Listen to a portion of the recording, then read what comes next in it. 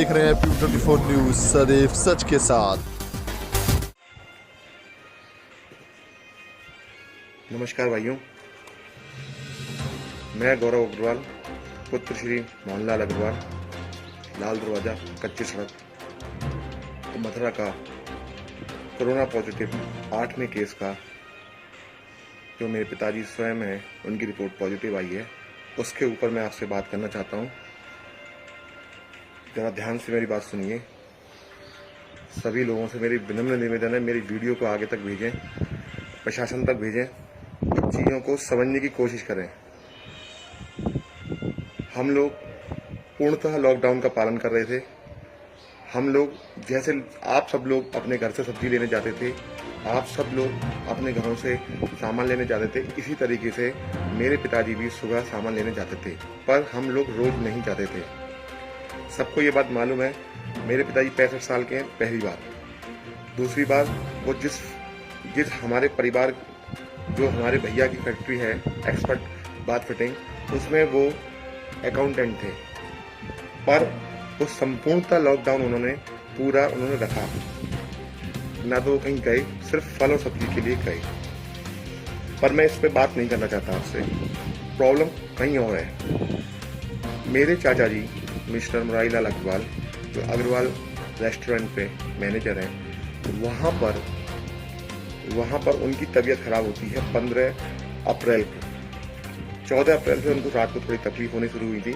Normally हम जब घर में होते हैं तो हम कोई डॉक्टर नहीं है जो उनके लिए तुरंत इलाज वो कर सकते हैं। घर में बच्चा भी बीमार होता है तो उसको कुछ तकलीफ करते हैं। 15 अप्रैल को उनकी रात को थोड़ी तबीयत खराब हुई थी। सुबह हमें पता चला सब लोगों को, हमने सुबह डॉक्टर दिवाकर को दिखाया, क्योंकि उनके ऑलरेडी पहले एक चेस्ट का मतलब इलाज चला था, हार्ट का।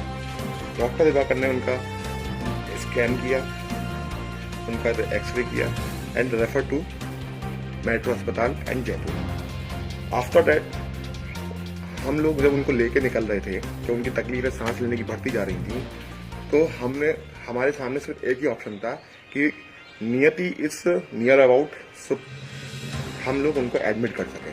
हमने उनको वहां एडमिट किया, not for corona, not for covid, but कि उनको चेस्ट की दिक्कत ज्यादा ना बढ़ जाए, क्योंकि हार्ट बड़े प्रॉब्लम है।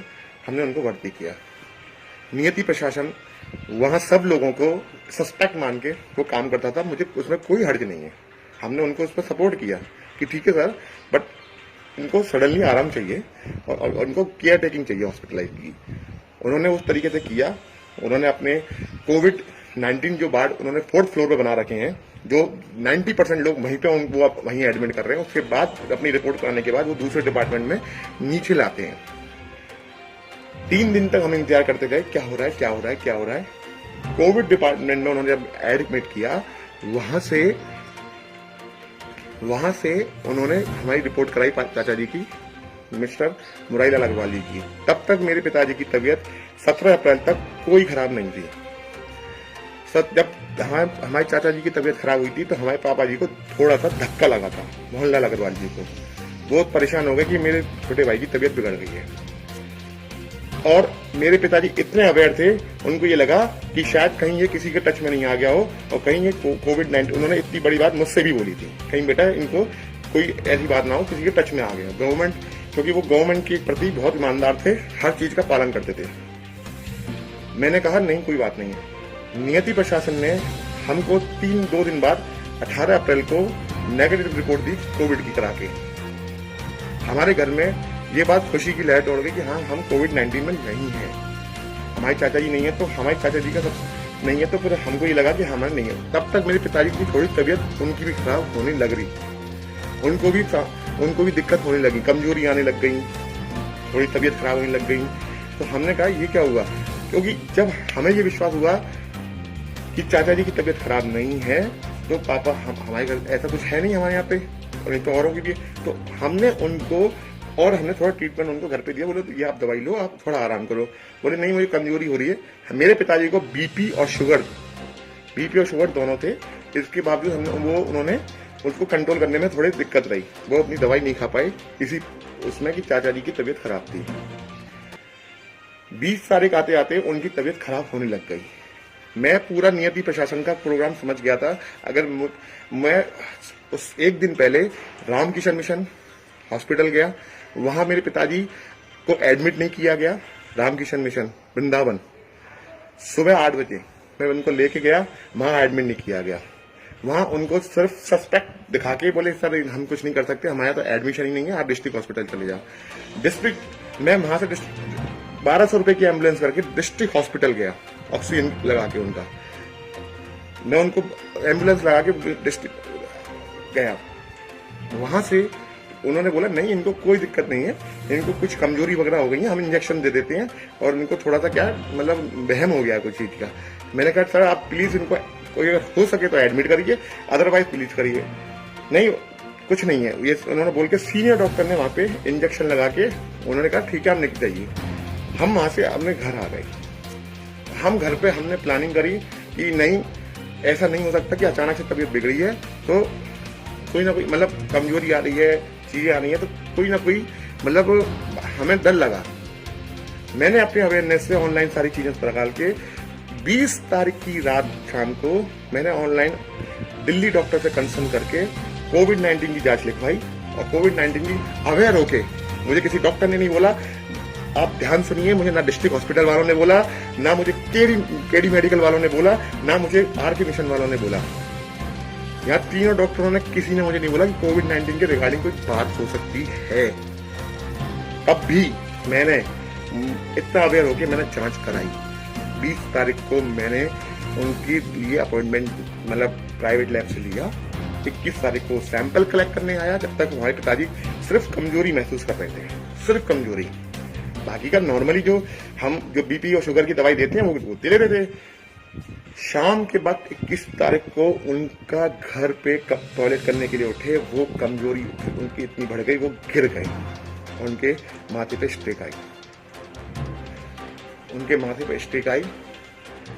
उसके बाद मैं उनको नियति अस्पताल लेके गया क्योंकि कोई हॉस्पिटल लेने को तैयार नहीं था। I know it very well. मैं नियति अस्पताल लेके गया उनको। नियति अस्पताल क्योंकि मेरे पिताजी गिर गए थे कोविड, अगर मैं रिपोर्ट का इंतजार कर रहा था कि मेरी रिपोर्ट आ जाए तो मैं उस हिसाब से मैं सरकार के पास जाऊं, किसके पास जाऊं, क्योंकि नियति में मुझे कोविड-19 का इलाज नहीं कराना था। मैं नियति में क्यों कराता कोविड, जब गवर्नमेंट करा रही है मेरी। मैं सिर्फ इसलिए गया कि इमरजेंसी में मैं कहाँ लेके आता जब बेहोश की हालत में। मैंने वहां वो रिलैक्स हो गए, उनको ऑक्सीजन दिया गया, उनका बीपी उनका शुगर बढ़ गया था इसलिए वो बेहोश हो गए। उनको नॉर्मली ट्रीटमेंट दिया गया, उन्होंने उसमें एडमिट किया कोविड-19 के बाद में। उन्होंने बोला कि नहीं हम सस्पेक्ट उनके जांच कराएंगे, फलाना ये उनके लंग्स में दिक्कत आई है, ये आई है, वो आई है।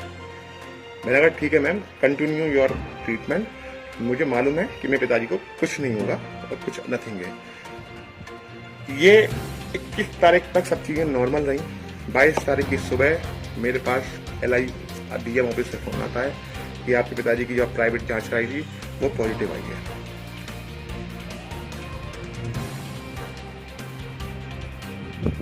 आपके पिताजी की जांच पॉजिटिव आई है। उन्होंने हम पूरे 12 लोगों को, जिसमें सिर्फ 2 आदमी हैं, 2 आदमी थे, बाकी सारी औरतें हैं और बच्चे हैं 3 साल के, हमको क्वारंटीन कर दिया गया विदाउट एनी। हमारे परिवार के ध्यान रखिए 2 लोग अभी तक हॉस्पिटल में थे। 21 तारीख तक हमको क्वारंटीन कर दिया गया, 22 तारीख को क्वारंटीन करने के बाद हमको यहाँ पे डाल दिया गया।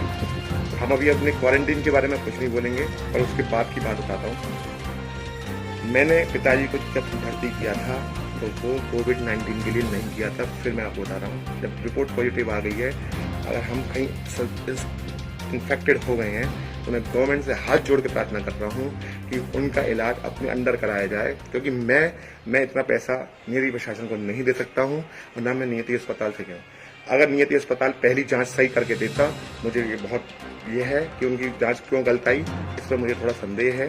अगर वो देता तो मैं अपने पिताजी को किसी सरकारी अस्पताल में जाके दिखाता या गवर्नमेंट ट्रीटमेंट के अंदर रखता कि सर मेरे चाचा जी की रिपोर्ट पॉजिटिव आई है, इनकी तबीयत बिगड़ रही है, मैं सब चीजें बताता। बट मेरी चाचा जी की तबीयत नेगेटिव आई थी तो हम लोग खुशी में थे कि नहीं हमारे घर में कोविड-19 वाला मामला नहीं है। एज के हिसाब से थोड़ी दिक्कतें हो रही हैं, इस चक्कर में मैं भाइयों उम्मीद करता हूं आप लोगों से कि अगर आप मेरी इस वीडियो को आगे भेजिए। नियति प्रशासन से उम्मीद करता हूं कि हम पे पैसा नहीं है आपके यहाँ पे इलाज कराने के लिए। आप अपने अंडर में, गवर्नमेंट अंडर में मानवता का धर्म, मैं नीरज राडिया जी से प्रार्थना करता हूं। आप मानवता की बहुत बड़ी देवी हैं। आप, मुझे मालूम है आपके दिल में कोई गलत भावना नहीं है, सिर्फ इतनी भावना रखिए कि हम लोगों पे पैसा नहीं है। आप मानवता को सर्वप्रथम रखते हुए उन लोगों की कोविड-19 अंतर्गत गवर्नमेंट टेकिंग में उनकी इलाज कराया जाए, इतना मैं आपसे निवेदन करता हूँ। या जैसा भी सरकार उचित समझे, हम लोगों को क्वारंटीन कर दिया गया। उनके पास, मेरे चाचा और पापा के पास कोई आदमी नहीं है। मेरी पूरी फैमिली यहाँ पे क्वारंटीन है, मीरा कृष्णा कुटीर वृंदावन सुंदर बांगर में। ये 10 मिनट का वीडियो है, इसको समझने की कोशिश करिए जो लोग सोचते हैं। और मैं आप लोगों से भी कह रहा हूँ, जब हम लोग हो सकते हैं तो आप कोई सेफ नहीं है। बी पॉजिटिव होके काम करिएगा।